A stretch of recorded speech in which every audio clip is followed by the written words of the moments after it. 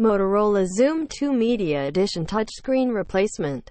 Do you have a cracked, shattered, or unresponsive touchscreen? This guide will help you replace your screen. You will need to purchase a new screen before beginning. Power off the device before beginning disassembly. Remove 6 2.7mm Torx number 3 screws. There is adhesive attached to the underside of the back panel. Gradually lift the panel to avoid bending it out of shape. Pry off the back panel using a plastic opening tool. Using a plastic opening tool, slide the tool gently around the back cover to lift the cover off. Pry off the black cover gradually using a plastic opening tool. Remove 13 2.55mm Torx number 4 screws with Torx T4 screwdriver. Use tweezers to pull up the white rubber cover. Use the tweezers to pull up the small chip from its receiver.